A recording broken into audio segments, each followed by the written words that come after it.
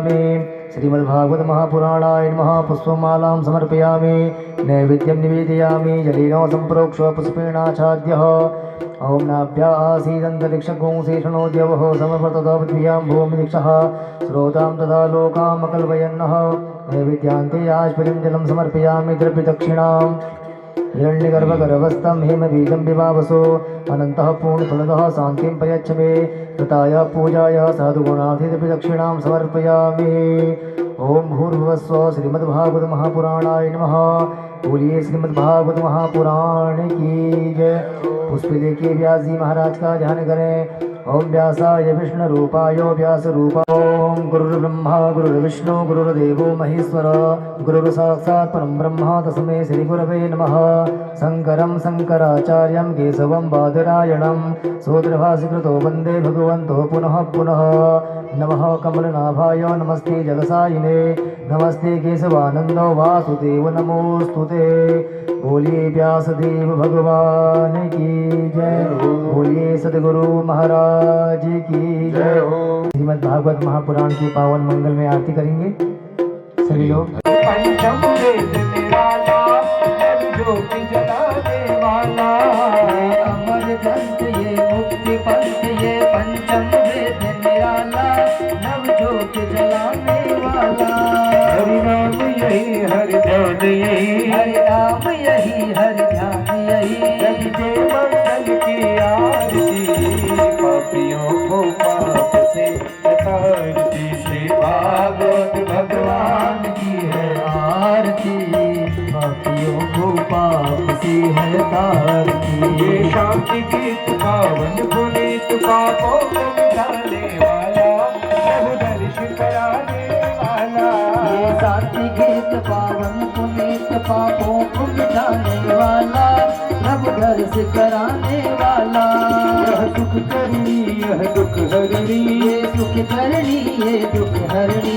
मधुसूदन जय आरती पापियों को पाप से तारती। श्री पापियों को पाप से तारती। श्री भागवत भगवान की है आरती पापियों को पाप से है तारती पापियों को पाप से है तारती।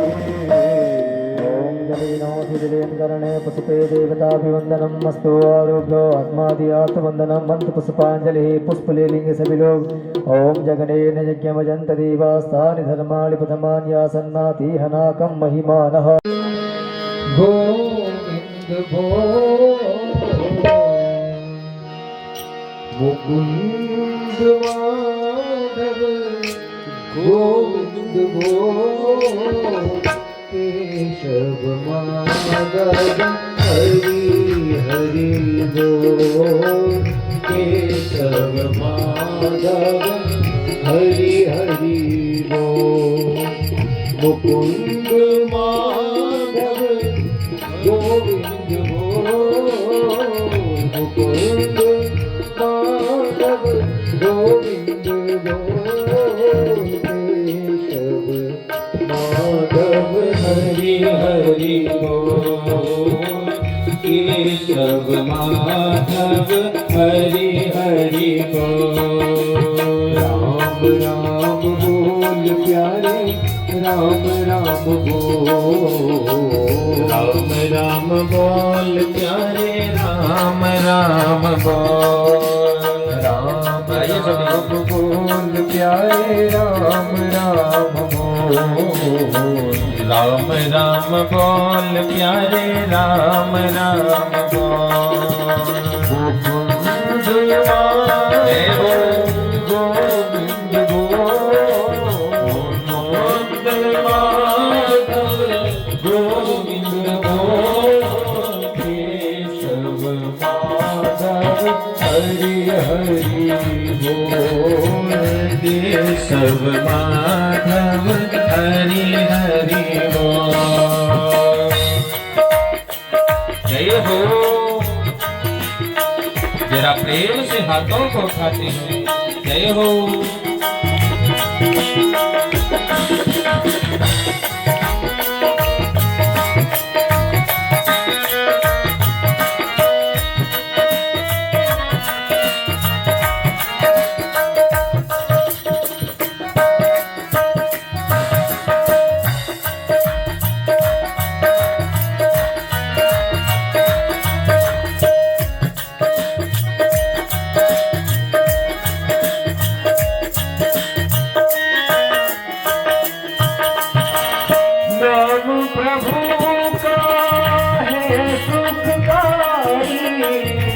नाम प्रभु का है सुखकारी, पाप कटेंगे क्षण में भारी, पाप कटेंगे क्षण में भारी।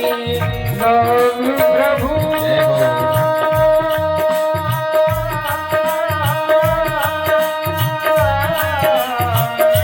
नाम प्रभु का है सुखकारी, नाम प्रभु का है सुखकारी, पाप कटेंगे क्षण में भारी, पाप कटेंगे क्षण में भारी। नाम कपीले अमृत घोर, नाम कपीले अमृत घोर, केशव माधव हरि हरि बोल, केशव माधव हरि हरि बोल। हरि बोल जय बोल हरि बोल हरि बोल, हरि बोल हरि बोल हरि बोल हरि बोल। हरि बोल हरि बोल हरि बोल हरि बोल, हरि बोल हरि बोल हरि बोल हरि बोल। जय हो। जरा दोनों हाथों को उठाते हुए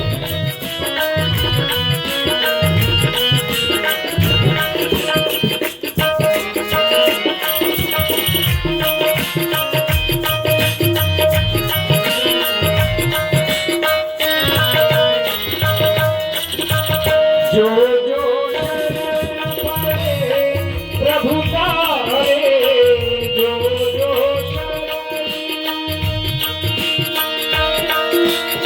सबरी अहिल्या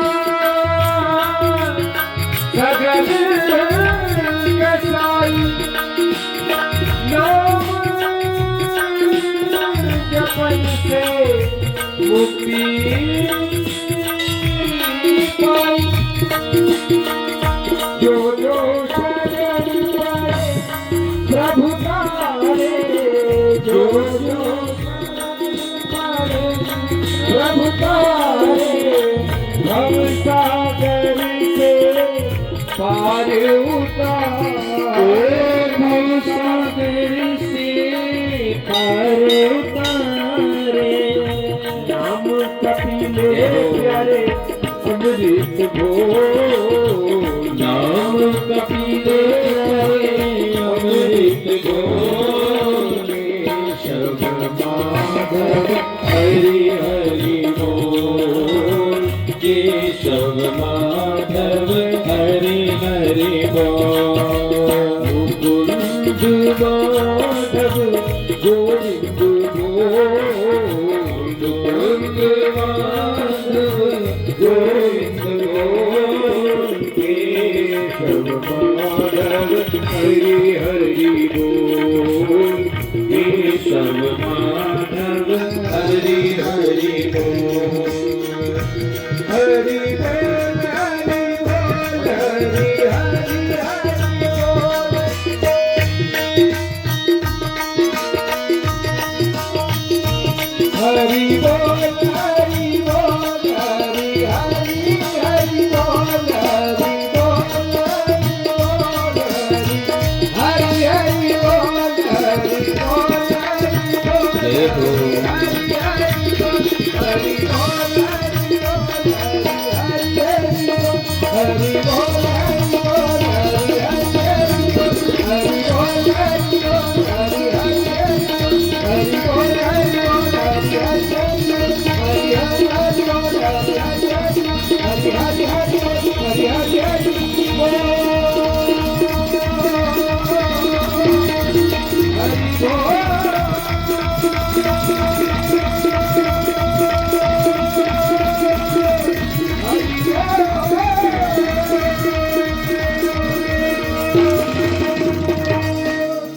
बोलो भक्त वत्सल भगवान की, श्रीमद्भागवत महापुराण की सद्गुरुदेव भगवान की।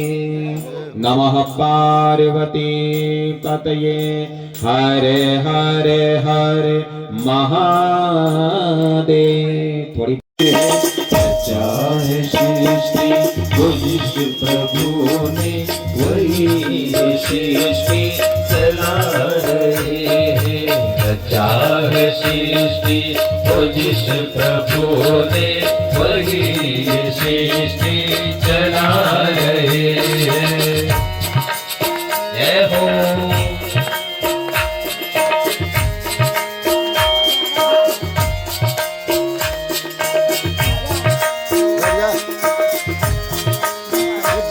हाथों को प्रेम से उठाते हुए जय हो।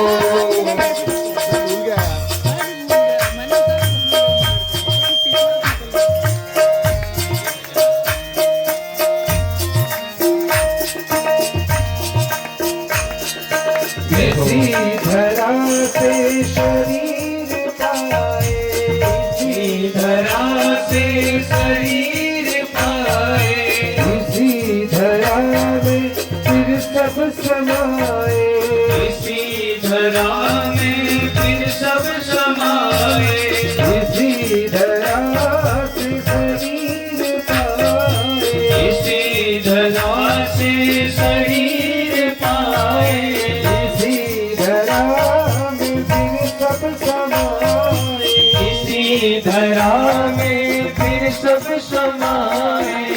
सत्य नियम यही जगत का, सत्य नियम यही जगत का।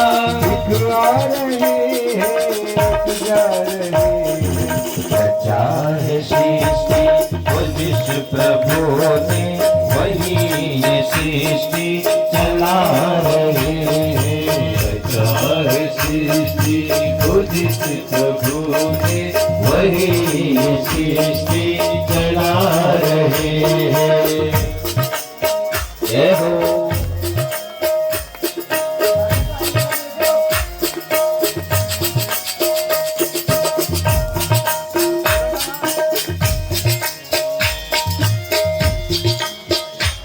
हारमोनियम से बज रहा है।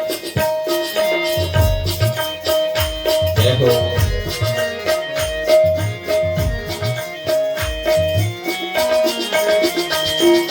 जिन्होंने भेजा जगत में जाना, जिन्होंने भेजा जगत में जाना, तय कर दिया लौट के फिर से आया, तय कर दिया लौट के फिर से आया। जिन्होंने भेजा जगत में जाना, जिन्होंने भेजा जगत में जाना, तय कर दिया लौट के फिर से आना, तय कर दिया लौट के फिर से आना। जो भेजने वाले यहाँ पे, जो भेजने वाले यहाँ पे, वही तो वापस बुला रहे हैं। चाहे सृष्टि तो जिस प्रभु ने वही ये सृष्टि चला रहे हैं। चाहे सृष्टि तो जिस प्रभु ने वही ये सृष्टि चला रहे हैं।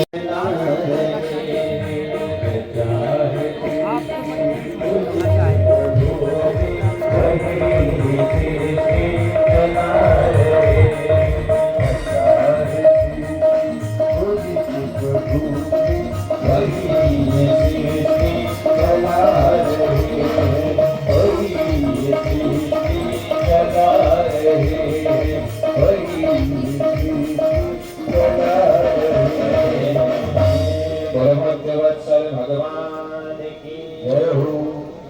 मुझे आता है अब पूरित दे, मुझे आता है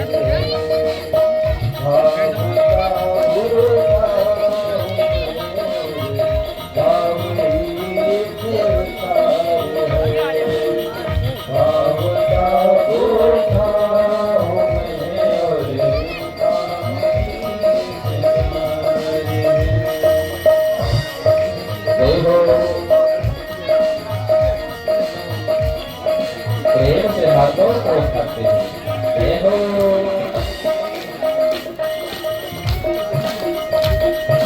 तालियों की सेवा करते हैं। अन्न धन और वस्त्रभूषण कुछ न हमको चाहिए। अन्न धन और वस्त्रभूषण कुछ न हमको चाहिए। अन्न धन और वस्त्रभूषण कुछ न हमको चाहिए। अन्न धन और वस्त्रभूषण कुछ न हमको चाहिए। भाव से एक फूल भी दो तो मुझे स्वीकार है। भाव से एक फूल भी दो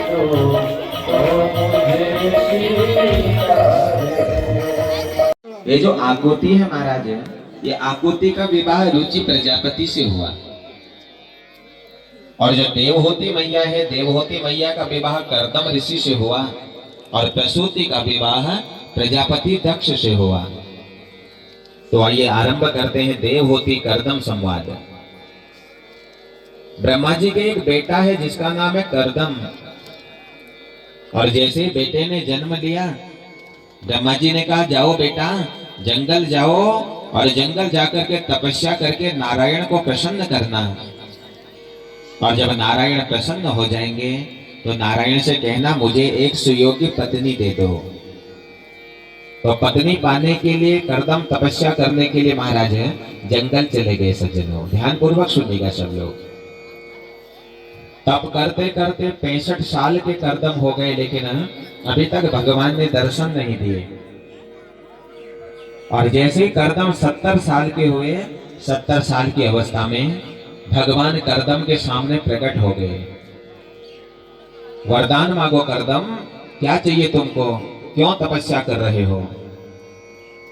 कर्दम सोचने लगे अब तो 70 साल की अवस्था हो गई, और अगर आप भगवान से कहूंगा मुझको पत्नी दे दो, कहीं ऐसा ना हो कि भगवान मेरी हंसी करें।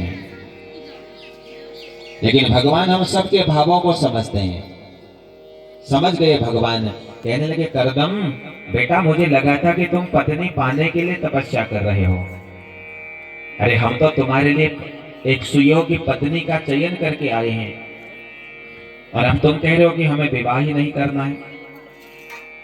कर्दम कहता महाराज इस अवस्था में तो आप माला पकड़ने का समय है, अब विवाह का समय नहीं है। नारायण कहते बेटा विवाह तो तुम्हें करना पड़ेगा। कर्दम ने कहा एक शर्त है गोविंद मेरी, अगर विवाह वैवाहिक जीवन में अगर आप मुझे प्रवेश करा रहे हो तो गोविंद मेरी एक शर्त है। भगवान ने कहा क्या शर्त है। कहा कि मेरे घर तुम्हें बेटा बन करके आना पड़ेगा, तब मैं गृहस्थ जीवन में प्रवेश करूंगा। भगवान ने कहा तथास्तु, मैं तेरे घर पुत्र बन करके आऊंगा।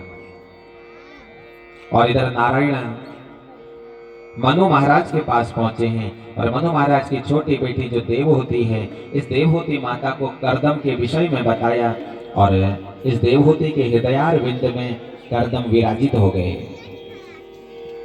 अपने पिता मनु से कहती है अगर मैं विवाह करूंगी तो सिर्फ कर्दम से ही करूंगी।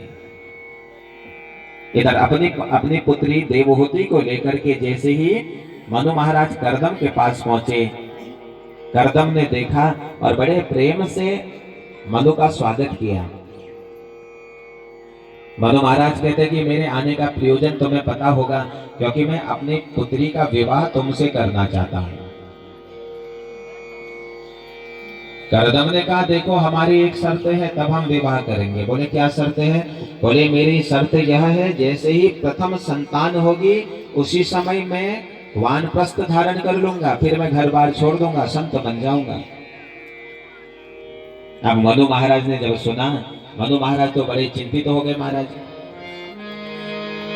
अरे कैसे रहेगी इनके घर में ये पहली संतान होकर के, ये तो जंगल चले जाएंगे। देवहूति मैया ने कहा पिताजी तुम चिंता मत करो, मैं इन्हीं से विवाह करूंगी। और बढ़िया तरीके से ब्रह्म विवाह के माध्यम से कर्दम का विवाह देवहूति माता से हुआ। हमारे धर्म शास्त्र में 8 प्रकार के विवाहों का वर्णन आता है, सभी लोग सुनिएगा ध्यान से। जो प्रथम विवाह है सज्जनों, ये ब्रह्म विवाह कहलाता है। जो दूसरा विवाह है ये देव विवाह कहलाता है। जो तीसरा विवाह है ये गंधर्व विवाह कहलाता है। जो चौथा विवाह है ये किन्नर विवाह कहलाता है। पांचवा विवाह राक्षस विवाह, छठा असुर विवाह, सातवां आर्ष विवाह और आठवां प्रजापत्य विवाह। ये 8 प्रकार के विवाह हैं। योग, नक्षत्र, मुहूर्त के आधार पर जो विवाह, वैदिक परंपरा के आधार पर जो विवाह होता है वो विवाह ब्रह्म विवाह कहलाता है। लेकिन आजकल के विवाहों को देख करके ये समझ में नहीं आता महाराज ये किस विधि से विवाह हो रहे हैं। ना योग देखते हैं, ना लग्न देखते हैं, ना मुहूर्त देखते हैं महाराज। हाँ, पंडित जी से जरूर कहते थे, पंडित जी जरा पंचांग देखो कदू बाजियो मुहूर्त छुए। भैया मुहूर्त तो तब पंडित जी बताएंगे जब उस मुहूर्त का आप अनुपालन करेंगे।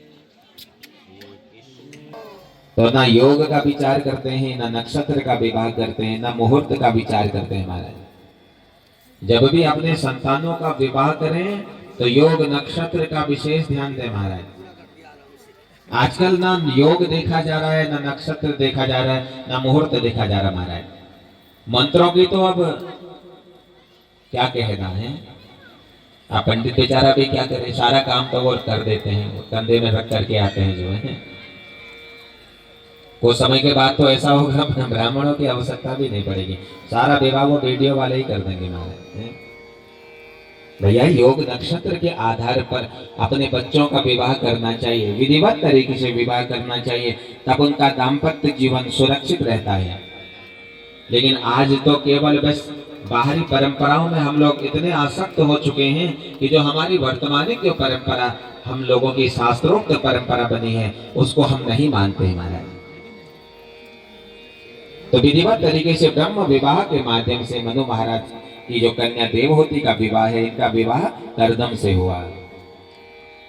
जैसे पत्नी को घर लेकर के कुटिया में आए महाराज, कुटिया का जो दृश्य था सज्जनों बड़ा ही दिव्य था। अरे बड़े बड़े सर्प लटके हैं, बड़े बड़े बिच्छू लटके हैं।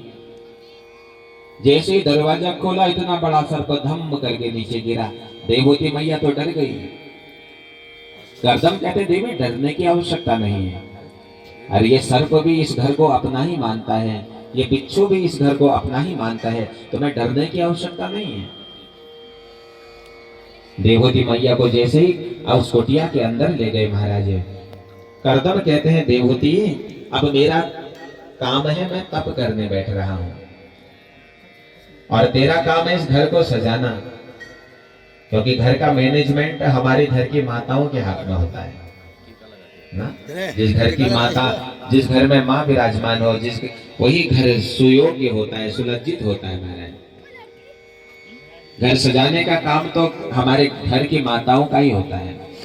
पुरुष तो भैया सुबह निकल जाता है, शाम को घर लौटता है, फिर भी कभी कभी कहता है कि करो तो ये नहीं, ऐसा भी बोलते हैं कभी कभी। दिन भर के कारण में रुचि दुपत्तना समझ में नहीं आता है। भैया एक दिन इनकी जगह लेकर के देखो, पता लग जाएगा ये क्या क्या करती है। तो देवहूति मैया का ने क्या किया, देवहूति मैया सज्जनों अपने घर को सजाने लगी। सुंदर तरीके से देवहूति मैया ने उस घर को सजा दिया। 70 वर्ष की अवस्था में कर्दम ने समाधि लगाई और महाराज 125 वर्ष की अवस्था में कर्दम की समाधि टूटी। इतनी लंबी समाधि लगी और जैसे आंखें खोली देखा सामने बूढ़ी देवहूति बैठी है। कौन है आप? देवहूति ने कहा मैं तुम्हारी पत्नी देवहूति हूँ। ओह! तुरंत देवहूति मैया का हाथ पकड़ा और कुसुम सरोवर में डुबकी लगाई महाराज। और डुबकी लगा करके जैसे ही बाहर निकले कर्दम हो गए 25 वर्ष के जवान और हमारी देवहूति माता हो गई 18 वर्ष की युवती। देखो तप में वो चमत्कार है जो सब कुछ कर सकता है। 125 वर्ष की अवस्था के कर्दम को भी तप के माध्यम से मात्र 25 वर्ष का बना दिया महाराज। विश्वकर्मा जी को आदेश दिया सज्जनों, और विश्वकर्मा जी ने बड़ा सुंदर सा एक महल बना दिया और उसी महल में देवहूति के साथ कर्दम निवास करने लगे। और समय आया है महाराज, 9 बेटियों की उत्पत्ति हो गई। कर्दम ने कहा था कि पहली संतान होगी तो जंगल चला जाऊंगा, लेकिन यहाँ 9 बेटियां हो गई, लेकिन भूल गए जंगल जाना है। एक दिन अचानक से याद आया और देवहूति से कहने लगा, देवहूति अब मैं जंगल जाकर के तप करने जा रहा हूं, ये घर तू ही संभालना। देवहूति मैया ने कहा, महाराज एक बात सुनो, आप जंगल जा रहे हो, कल के दिन में इन बेटियों का विवाह हो जाएगा, ये बेटियां अपने घर चली जाएंगी, तो मैं किसके सहारे रहूंगी। और तभी याद आता है महाराज कि देवहूति मई कर्दम को याद आया कि मैंने जब तपस्या करी थी, तो तपस्या के समय में जब नारायण प्रसन्न हुए थे, तो नारायण ने कहा था मैं तुम्हारे घर पुत्र बन करके आऊंगा। तुष्टो मध्य तव मानवी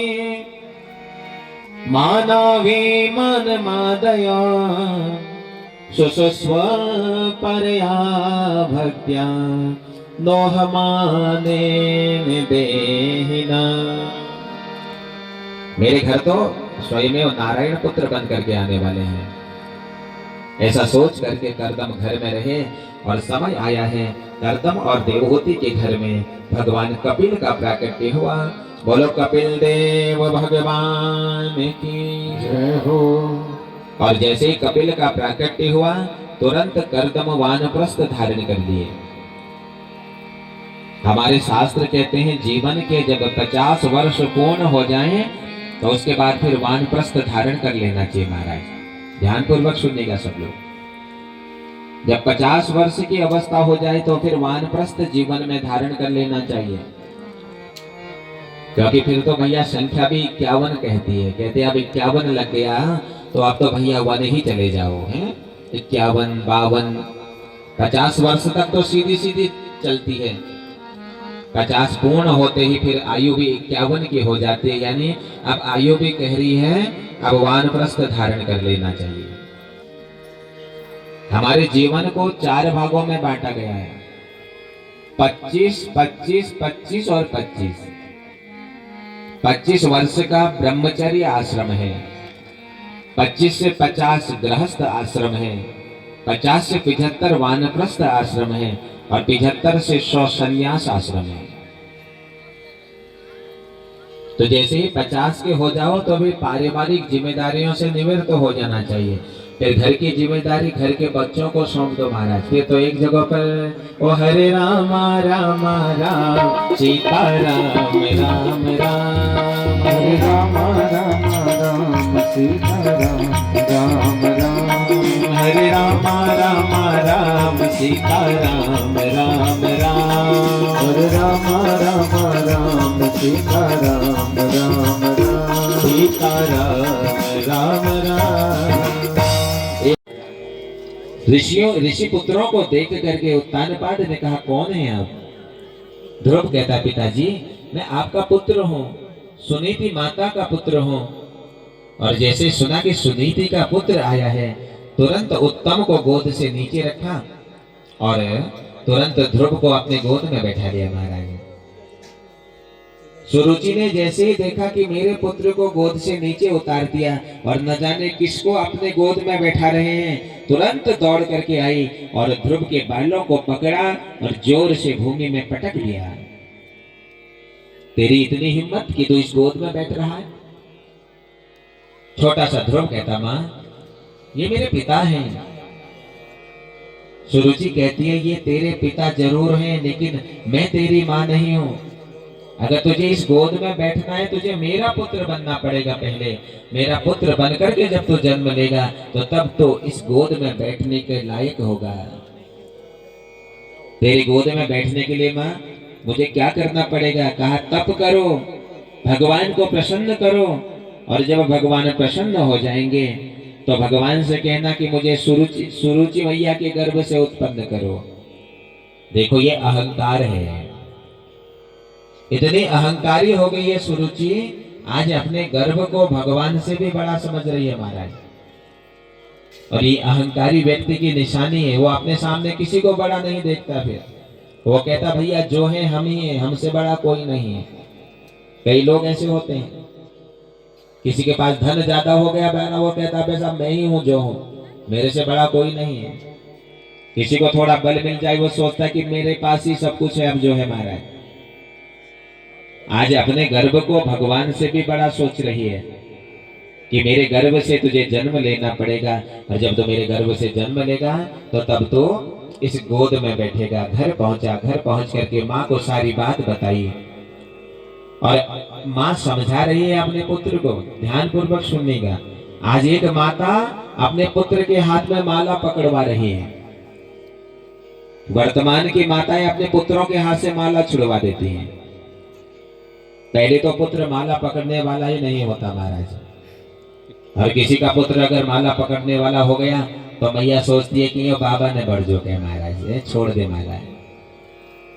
थोड़ी देर भगवान के मंदिर में पूजा करने के लिए बैठा, दूसरे दिन से माँ को बड़ी चिंता हो जाती है। अरे ये आजकल मस्त पूछ करें भगो के बाबा ने बढ़ जाओ तो है, बड़ी चिंता होती है माता को। एक बात याद रखना, अगर तुम्हारे घर में कोई मालाधारी पुत्र उत्पन्न हो गया तो भैया वो तुमको तार सकता है।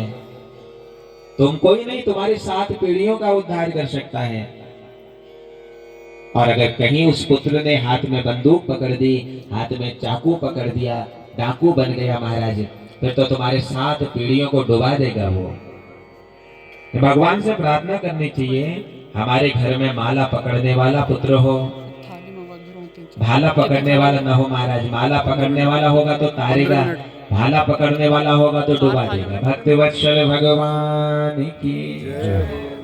आज माता अपने पुत्र को माला पकड़ना सिखा रही है। माँ कहती है बेटा अगर तुझे गोद में बैठना है तो सांसारिक पिता की गोद में मत बैठ, बैठना ही है तो परम पिता की गोद में बैठ। ध्रुव कहते हैं माँ वो परम पिता मिलेगा कहाँ?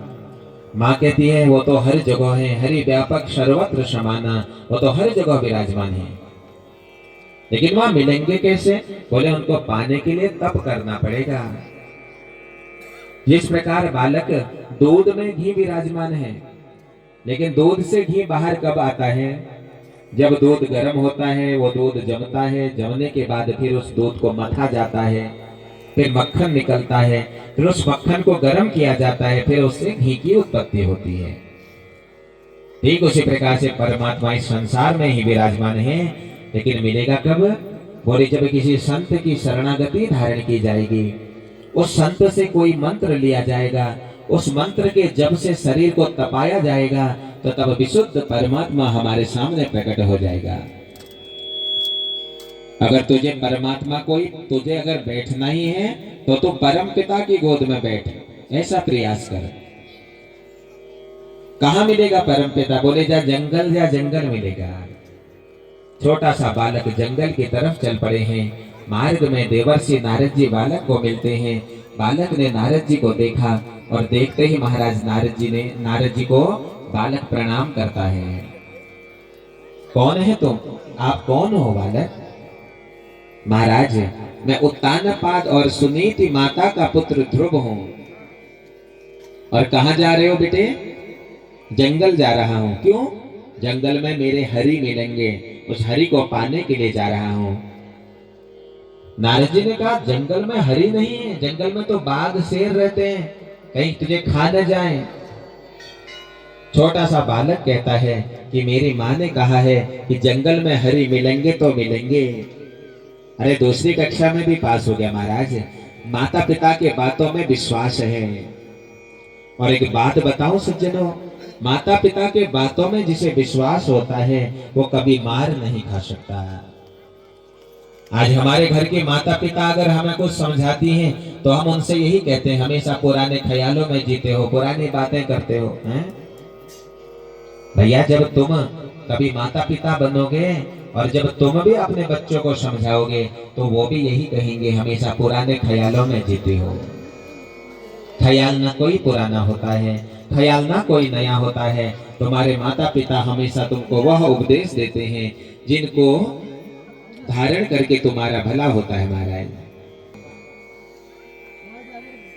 नारद जी ने कहा जंगल तो जा रहे हो हरि को पाने के लिए, लेकिन तुमने जीवन में कोई गुरु बनाया है, कोई मंत्र लिया है? ध्रुव कहता महाराज आप ही हमारे गुरु बन जाओ, आप ही हमें मंत्र दे दो। और नारद जी ने द्वादशाक्षर मंत्र इस ध्रुव को दिया है और इसी द्वादशाक्षर मंत्र का अनुसरण करते हुए ध्रुव आज वृंदावन की तरफ को चले हैं और एक सुंदर से कदम्ब के वृक्ष के नीचे ध्रुव बैठ गए हैं और भगवान का ध्यान करने लगे। देखो पहला महीना प्रारंभ हुआ और पहले महीने में ध्रुव ने कितना कठोर तप किया। तिरांते तिरांते कापित्य बादरासनः। तो क्या करता है महाराज, पहले महीने में ध्रुव ने क्या किया, 3 दिन एक जगह पर बैठे रहता है दिन रात, और तीसरे दिन उठता है और उठ करके महाराज थोड़े पत्तों फलों का सेवन करता है। दूसरा महीना प्रारंभ हुआ, 3 दिन से 6 दिन तप बढ़ गया। 6 दिन एक आसन पर बैठे रहता है और 6ठे दिन उठता है और उठ करके पत्तों का सेवन करता है। तीसरा महीना प्रारंभ हुआ महाराज, 9 दिन का तप शुरू हुआ। 9वें दिन उठते हैं और 9वें दिन उठ करके थोड़ा सा पानी का सेवन करते हैं। चौथा महीना प्रारंभ हुआ, चौथे महीने में 12 दिन का तप आरंभ हुआ। 12वें दिन उठते हैं और उठ करके 12वें दिन केवल थोड़ी सी वायु का पान करते हैं महाराज। और जैसे 5वां महीना प्रारंभ हुआ ऐसा प्राणायाम किया, प्राणायाम करके उन सांसों को ही ध्रुव ने रोक दिया। नैवं विदामो भगवान प्राणिरोधम चराचरस्याखिल सत्वधाम्ना विदेहि तन्नो विजनादि मोक्षम प्राप्ता वयम त्वा शरणं शरण्यम। ऐसा प्राणायाम ध्रुव ने किया, अपने सांसों को ही रोक दिया महाराज। और जैसे ध्रुव ने सांसों को रोका पूरे संसार का वायु क्रम रुक गया। देवता भगवान के पास जाते हैं और कहते हैं प्रभु जाकर के उस बालक को दर्शन दे दो, बड़ा कठोर तप कर रहा है। गरुड़ पर विराजमान होकर के भगवान जैसे ही ध्रुव के पास पहुंचे, छोटा सा ध्रुव तप करने के लिए बैठा है। भगवान ने आवाज लगाई, बालक आंखें खोलो, तेरी तपस्या से मैं प्रसन्न हूं, तेरे सामने खड़ा हूं, आंखें खोलो ध्रुव। लेकिन छोटा सा बालक इतना ध्यानस्थ था, भगवान की आवाज को सुन नहीं पाया। दूसरी बार भगवान ने कहा बेटा आंखें खोलो, देखो मैं आ गया तुम्हारे सामने, आंखें खोलो पुत्र। फिर भी आंखें नहीं खुली। तीसरी बार भगवान ध्रुव के पास जाते हैं और ध्रुव के स्वर में हाथ रखते हैं और जैसे प्रभु का स्पर्श हुआ, छोटे से बालक ने आंखें खोल दी महाराज। आंखें खोल करके देखता है जो छवि बाहर है वही छवि अंदर भी है महाराज। जो प्रकाश बाहर है वो प्रकाश अंदर भी है। आंखें बंद करता है वही प्रकाश दिखता है, आंखें खोलता है वही प्रकाश दिखता है। समझ नहीं पाया कि मेरी आंखें खुली हैं या मेरी आंखें बंद हैं। जाकर के प्रभु को स्पर्श करता है। कुछ बोलना चाहता था बालक, लेकिन बोल नहीं पाया। भगवान ने पांचजन्य शंख इस ध्रुव के कपोलों में लगाया और जैसे पांचजन्य शंख ध्रुव के कपोलों में लगाया, सुंदर स्तुति करता है। योऽन्तः प्रविश्य मम वाक्मिमां प्रसुप्तां संजीवयति किल शक्तिधरः सुधाम्ना अन्यास्त हस्त चरण श्रवणत्वगादीन् प्राण नमो भगवते पुरुषाय तुभ्यं। सुंदर स्तुति ध्रुव करने लगा। ये हम सब लोग मिलकर के भाव से ध्रुव की वह सुंदर स्तुति को अपने चित्त में उतारते हैं। मुझे दास बना कर रख लेना भगवान तू अपने चरणों में। मुझे दास बना कर रख लेना भगवान तू अपने चरणों में भगवान तू अपने चरणों में मान तो अपने चरणों में मेरे राम तू अपने चरणों में मेरे दास बना कर रख लेना भगवान तो अपने चरणों में। जय हो। गाइए प्रेम से।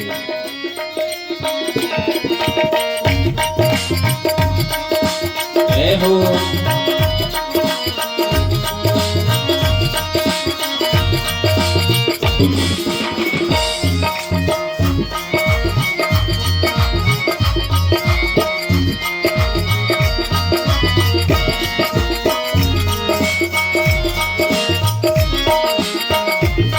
मैं भला बुरा हूँ तेरा हूँ मैं भला बुरा हूँ तेरा हो जैसा भी हूँ प्रभु तेरा हूँ सभी हूँ प्रभु तेरा हूँ मुझे चाकर जान के रख लेना मुझे चाकर जान के रख लेना भगवान तू अपने चरणों में मुझे चाकर जान के रख लेना भगवान तू अपने चरणों में।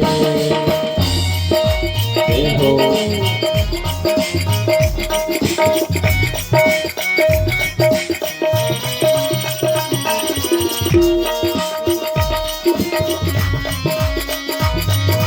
जय हो।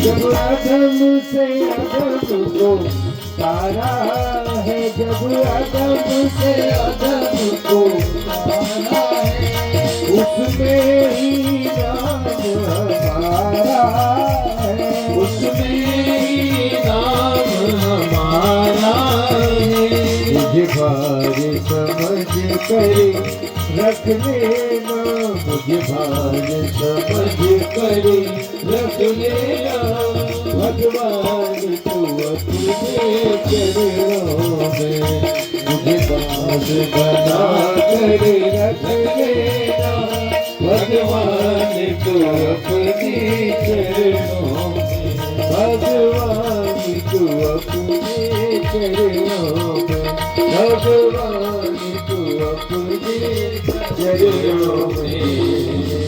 बोलो भक्त वत्सल भगवान की।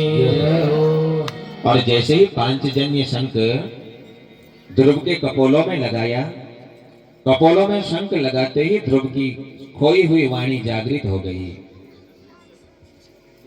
क्या कहता है महाराज? हे नाथ, आपने मेरे भीतर, इसको बढ़ा दो थोड़ा। हे नाथ, आपने मेरे भीतर प्रवेश होकर के मेरी खोई हुई वाणी को जगा दिया महाराज। और वास्तविक वाणी वही जागी है महाराज जो अपने मुख से राम का नाम लेती हो, कृष्ण का नाम लेती हो। भगवान ने हमको वाणी दी है, लेकिन ये वाणी तब जागेगी जिस दिन इस वाणी से हम राम का नाम लेंगे, इस वाणी से हम कृष्ण का नाम लेंगे, इस वाणी से हम जगदम्बा का नाम लेंगे, तब ये वाणी जागी कहलाती है महाराज। वाणी भगवान ने दी है, लेकिन वाणी से हम कभी भगवान का नाम नहीं लेते, तो ये वाणी होते हुए भी सोई के ही समान है महाराज। आज ध्रुव कहते हैं महाराज, मेरी खोई हुई जो वाणी थी वो वाणी तुमने मुझे वापस दे दी। हे नाथ, आज मैं धन्य हो गया। लोग न जाने कितने वर्ष तक तप करते हैं, उसके बाद भी उनको केवल एक झलक मिलती है। गोविंद, अरे आप तो मेरे सामने बिल्कुल साकार मूर्ति में खड़े हो। मैं धन्य हो गया प्रभु। भगवान ने कहा बेटा मांगो तुम्हें क्या चाहिए। तू धन मांगेगा तो मैं तुझे धन दूंगा, तो इंद्र पद चाहेगा मैं तुझे इंद्र पद दूंगा, तो वैकुंठ चाहेगा मैं तुझे वैकुंठ दूंगा। क्या चाहिए तुझको बता। ध्रुव कहता है प्रभु सत्य बताऊं तुमको, जब आप आए नहीं थे, जब मैं तप करने के लिए घर से निकल करके आया था, यही सोच करके आया था कि जब आप मुझको मिलोगे तो मैं आपसे बहुत सारी चीजें मांगूंगा। भगवान ने कहा कि वो मांग लेना, क्या चाहिए तुझको। कहता प्रभु अब जब आप मुझको मिल गए हो ना, अब मेरे मन में एक भाव आ रहा है। भगवान ने कहा कौन सा भाव बेटा। कह रहे भाव ये आ रहा प्रभु, उस वस्तु से मैं क्या करूं जो समाप्त हो जाए। मैं आपसे धन मांगू प्रभु, वो धन ज्यादा समय तक नहीं टिकता। मैं आपसे बल मांगू, वो बल भी ज्यादा समय तक रहने वाला नहीं है। मैं यौवन मांगू, जवानी मांगू, ये जवानी भी ज्यादा समय तक रहने वाली नहीं है। मैं सुंदरता मांगू, ये सुंदरता भी ज्यादा समय तक रहने वाली नहीं है। मैं घर मांगू, ये घर भी ज्यादा समय तक रहने वाला नहीं है। प्रभु जो अपना है ही नहीं उसको मांग करके मैं क्या करूं। तो भगवान ने कहा तो क्या मांगेगा बता, मैं तो बिना दिए जाऊंगा नहीं। ध्रुव कहता है प्रभु अगर देना ही है अपने आप को मुझको दे दो, आप मेरे हो जाओ, मैं आपका हो जाऊं, यही मुझको चाहिए बस प्रभु। हम भी जब भगवान के मंदिर जाएं तो यही मांगे महाराज कि प्रभु आप हमें मिल जाओ। लेकिन आज जब हम भगवान के मंदिर जाते हैं, भगवान से वो मांगते हैं जो वास्तव में हमारा है ही नहीं महाराज। कोई जाता है वो कहता है प्रभु मेरे को घर मिल जाए, कोई जाता है कहता है प्रभु मेरी नौकरी लग जाए, कोई जाता है कहता है प्रभु मेरे बेटे का विवाह हो जाए। अरे भैया भगवान को ही मांग लो। मैं सच कहता हूं जिस दिन ऐसा भाव हमारे भीतर आ जाएगा कि प्रभु आप हमारे हो हम तुम्हारे हैं, उस दिन से एक प्रेम जागृत हमारे भीतर हो जाएगा महाराज। यही मांगो भगवान से बस, हम तुम्हारे हैं तुम हमारे हो, हमें कुछ मत दो प्रभु, बस आप हमें मिल जाओ। जहां से ये भाव आ जाता है वहीं से सब कुछ हमारे जीवन में आ जाता है महाराज। इसलिए भगवान से केवल दासत्व मांगो। इस संसार में और कोई हमारा नहीं है। अरे है तो सिर्फ हमारे गोविंद हैं, तो सिर्फ हमारे कृष्ण है महाराज। अरे यहाँ तक तो मेरी माताओं ये शरीर भी हमारा नहीं है, ये शरीर तो छोड़ो ये आंखें भी हमारी नहीं है महाराज। इन आंखों से हम अपने मुख को भी नहीं देख पाते हैं। अपने मुख को देखने के लिए भी हमें एक दर्पण का सहारा चाहिए होता है। जब तक हमारे हाथ में दर्पण नहीं होगा तब तक हम इस मुख को भी नहीं देख पाते हैं महाराज। जब इन आंखों से हम अपने आप को नहीं देख पाए तो भैया हमारा ये है ही नहीं। हमारा तो वास्तव में कृष्ण है, हमारे तो वास्तव में हमारे राम हैं, हमारे श्याम हैं महाराज।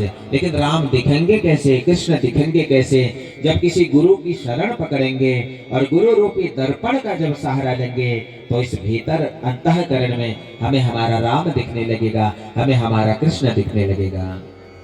भगवान बड़े प्रसन्न हुए और भगवान ने ध्रुव से कहा जाओ ध्रुव हम तुमको वरदान देते हैं, तुम जिस भाव से आए थे वो भाव हम तुम्हारे पूर्ण करते हैं।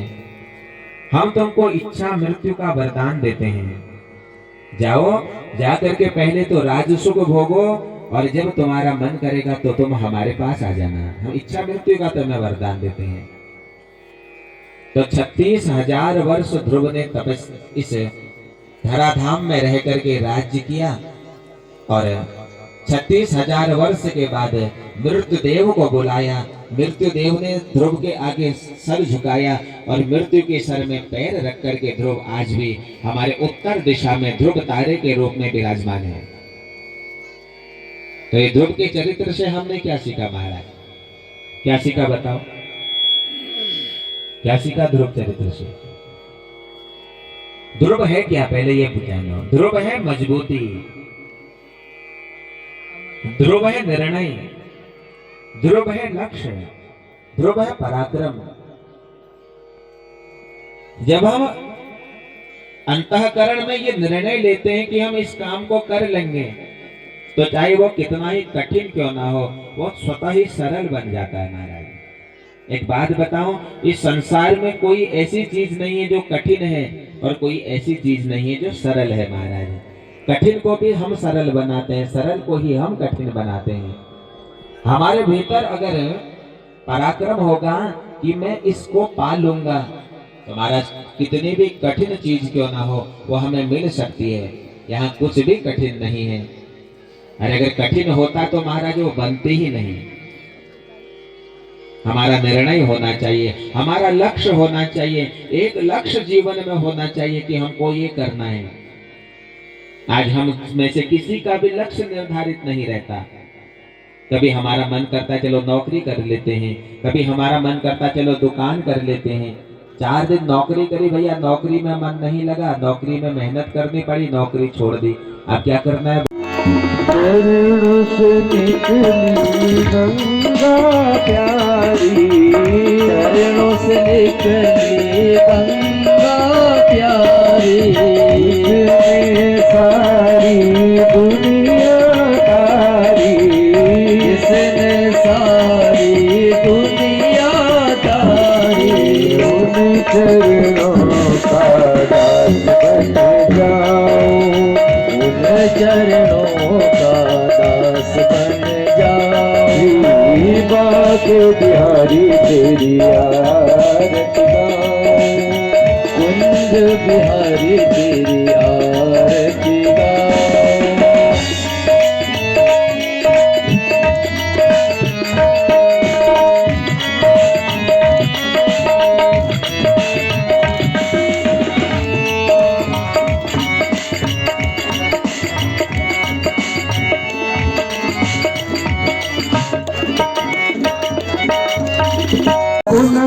सुनंदा तुझे है जय, सुनंदा सुनंदा तुझे है जय।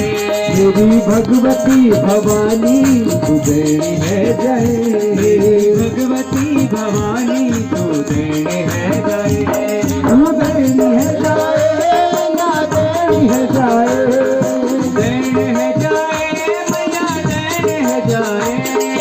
भगवती भगवती भवानी तुझे है जय, भगवती भवानी तुझे है जय।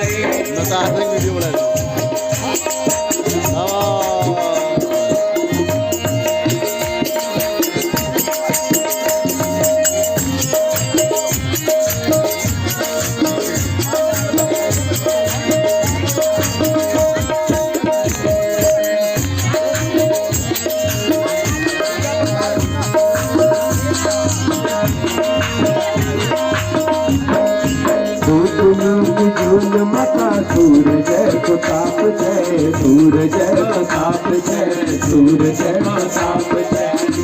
ज्ञानी नाच पानी तू जुगो की आस है, तू जुगो की आस है, तू जुगो की आस है।